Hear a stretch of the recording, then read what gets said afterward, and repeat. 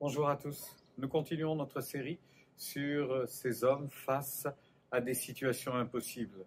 Et nous avons vu déjà par 2 fois que malgré que ces situations aient été impossibles, Dieu a fait un miracle et Dieu les a utilisées.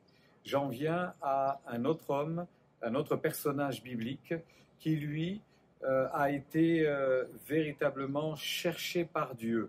C'est-à-dire que Dieu est venu frapper à sa porte et il n'était absolument pas disposé à obéir à Dieu, à prendre du temps pour l'écouter. Il était même plutôt dans la désolation, sans doute une forme de dépression, et en tous les cas, il était en colère face à la situation qu'il vivait. Vous avez, pour vous qui êtes lecteur de la Bible, sans doute compris que je parlais de Gédéon. Lorsque Dieu s'approche de cet homme, il va l'encourager tout d'abord en lui disant « L'Éternel est avec toi, vaillant héros, tu es un homme de valeur, tu as des capacités, tu as des possibilités, je vois en toi quelqu'un qui peut faire des choses. » Mais Gédéon n'est pas prêt à entendre cela. Si nous regardons la discussion qu'ils vont avoir l'un avec l'autre, eh bien nous sommes surpris.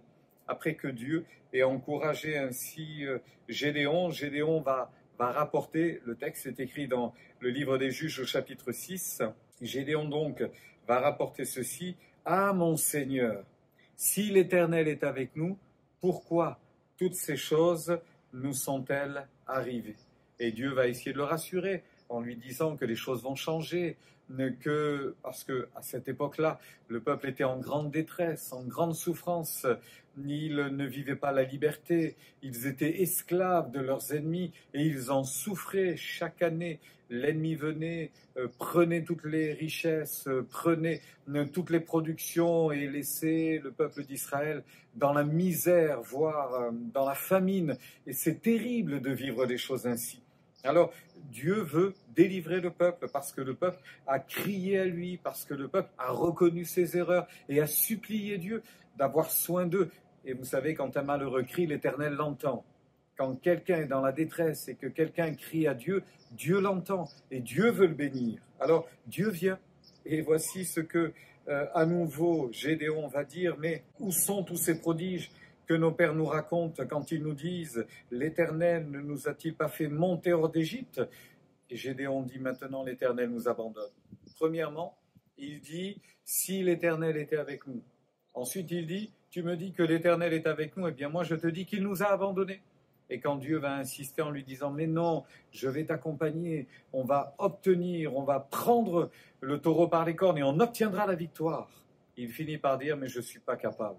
Je suis le plus petit dans ma famille. Ma famille est une des plus petites parmi toutes les tribus en Israël. Mais tu ne peux pas compter sur moi. Je ne pourrai pas le faire. » Et pourtant, Dieu va l'utiliser.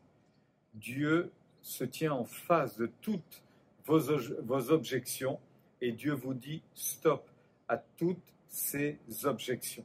Il veut vous utiliser, il veut vous bénir, il veut vous accorder sa grâce, il veut vous faire sortir de cet état de tristesse, de fatalité. Il est capable de le faire. Alors, il va y avoir quelques différentes choses que Gédéon va devoir faire, notamment renverser l'autel idolâtre que son père avait bâti. Il le fera et ensuite il deviendra le chef d'une belle armée et ce peuple va aller vers la victoire et sera béni. Dieu va lui donner l'ingéniosité du combat. Dieu va lui donner la possibilité de vaincre avec beaucoup de bravoure et de courage, mais vraiment en comptant sur lui. Faites confiance à l'Éternel. Il vous guidera, il vous accompagnera aujourd'hui encore. Je vous souhaite une belle journée.